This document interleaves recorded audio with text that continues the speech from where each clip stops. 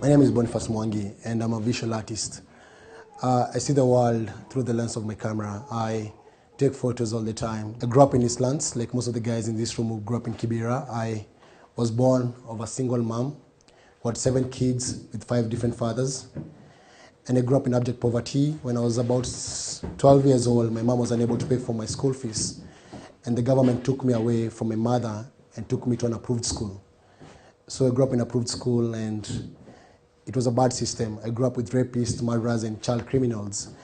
And when I was in high school, Form 1, part of the rehabilitation schools, I was expelled from a government institution, an approved school, which shouldn't happen because an approved school is like a reform school for young convicts. And when I dropped out of school, I was about 14 years old. I went to the streets, became a hawker. I was helping my mom sell books. At the age of 17, my mom died, and I saw the end of my world. I joined a Bible school, and when I was in Bible school, I read a book. The book was about a man's life. His name is Muhammad Amin. He's known as one of the greatest photojournalists ever lived from Africa. And reading the book changed my world perspective. It's about his photography and his life. And Muhammad Amin is famous for 1984 famine in Ethiopia. We went to Ethiopia and documented what was happening, and the world responded into giving.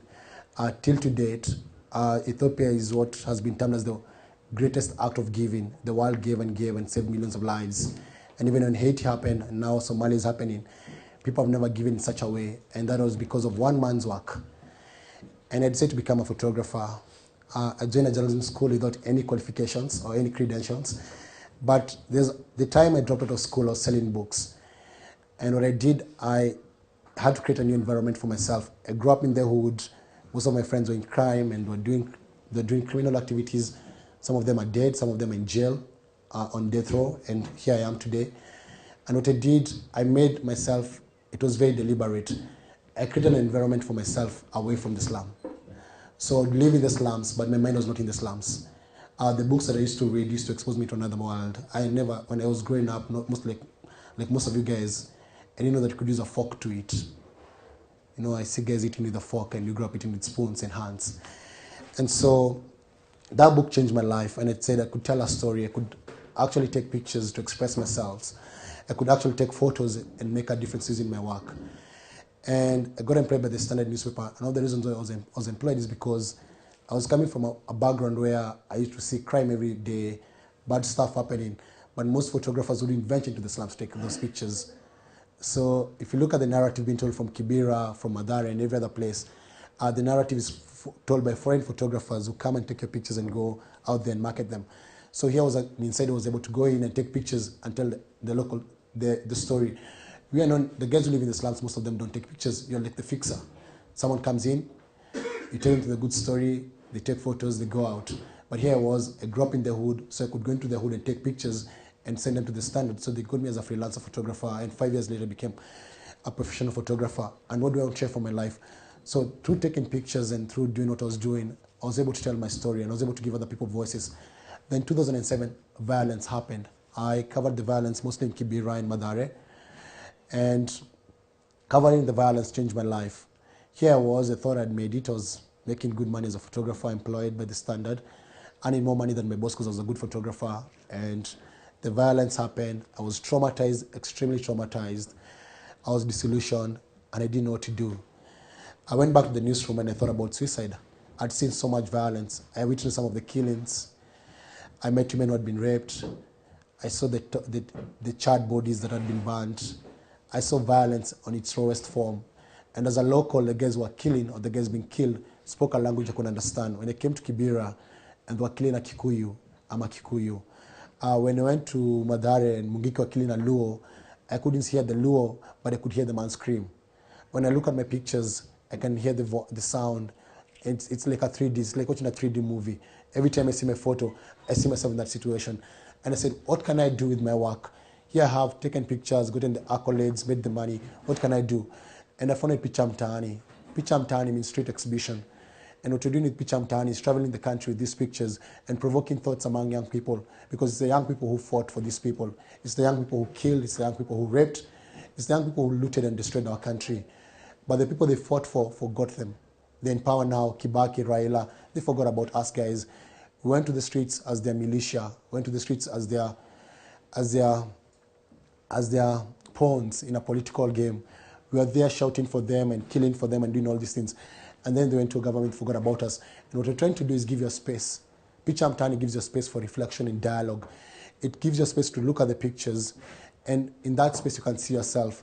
That if we do not prevent the violence from happening again, next time it will be worse. That if we continue being used by these politicians, when this country burns, they'll go to exile.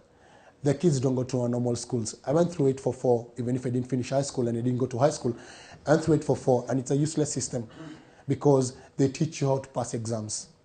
That if you can't pass exams, you're useless. If you look at the guys who pass class 8, you have the top students in this whole country. They're in the newspapers, track them 4 years later, they went to high school, they never made it. The guys who make it in Form 4 and the top students, they come out, they go to university, they never make it. So it's a system that just produces people who can't think for themselves. And the reality is that we have to think as young people, what can you do with what you have? Not everyone can take photos. Not everyone can sing. Not everyone can dance. But what can we do? What skills do we have that can be able to tell our story and tell the story and empower us? Because I got empowerment through photography, and I'm trying to use my photos to empower other people and open their minds and open their spaces. So the challenge is we should not let our environment confine us, because when you grow up in Kibera or you grow up in Madari, you think this environment is confining me. I can't become anything because of where I come from, because I'm useless, because my mother was raped, or I grew up in a single mother, my mom used to be beaten by my dad, or my mom was a prostitute.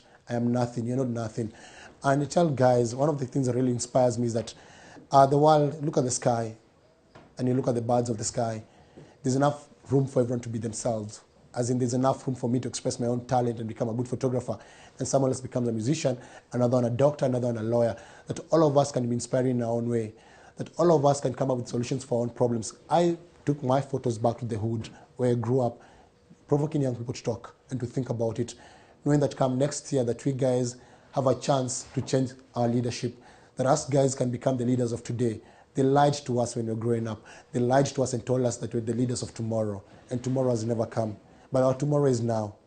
And so we can't wait for the savior to come from outside, that from within ourselves we can save ourselves. We can stand up and say, it's our time, young people. It's our time to rise up to the call of leadership. It's our time to say that we have the solutions, we have the answers. Why don't you guys from Kibera elect someone from Kibera to become a member of parliament? Locally, someone who lives in these slums. Seriously. The truth is, I'm going to go into politics and talk about our leaders and everyone in power. If you look at Kibaki, who has been in power for the last 47 years, he became a minister in 1963. Look at Raila Odinga, he's a son of a vice president, and he grew up in privilege. Raila doesn't know what poverty means to him. And so when he says that he's speaking for you, and you look at his track record, what has he done for this country? Nothing. What has he done for Kibera? Nothing. The reality is, you people are the answer to your own problems. That when you look for the leaders for solutions, but they'll never give us solutions. For you to remain disempowered, it's a benefit for them. As long as you have slums, you'll have bad leadership, because those leaders use slums as a voting block. They know the moment you guys live in the slum, you're going to vote as a block. So they keep you poor.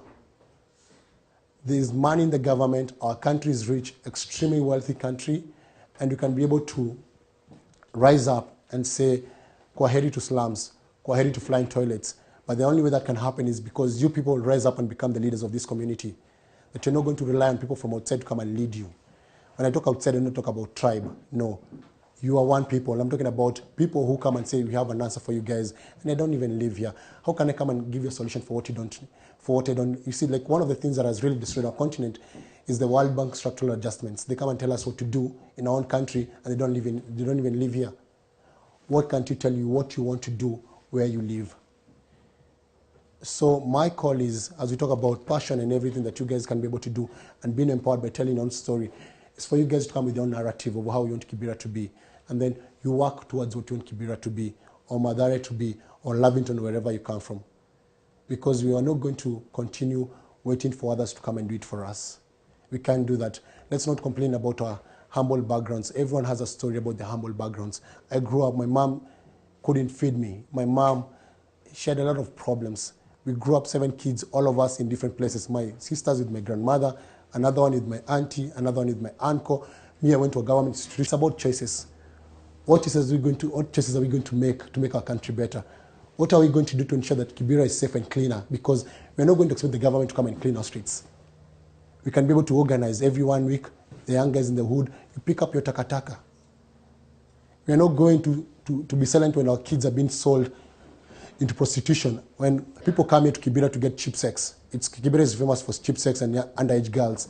We can't let that happen, because that person who's coming to do that cheap sex and underage sex in this community has a fixer. He has his entry point. Why don't you close the entry point? We know the criminals in this community. We know the guys who sell drugs to our kids. We know the people who destroy our community. Why can't you speak up? Because if you don't speak up, tomorrow you'll have kids, and that will happen to your kids. You know, today you think you're the big shot. You're making money. You're doing all these things. Tomorrow you'll be the victim. The government has failed us. Now we are the government. We can render the government irrelevant by coming up with those solutions and ensuring that next year we have a new constitution. Anyone can run for a political seat as an independent, that you can stand up and these other young people are going to support you, and you run and you will win, and then you shall hold you accountable. Let us come up with an integrity charter and say this is what leadership means, and this is what our leadership should have, and who are the leaders among the community. Go represent us. Servant leadership. Let us stop worshiping the people in power, because you look at them, they don't even pay taxes. The reason why there's famine in our country, they've sold the maize. This country is a super rich country, and until the youth wakes up and talks with one voice, pamoja to you all join hands and speak up, this country will continue lagging behind. Thank you very much.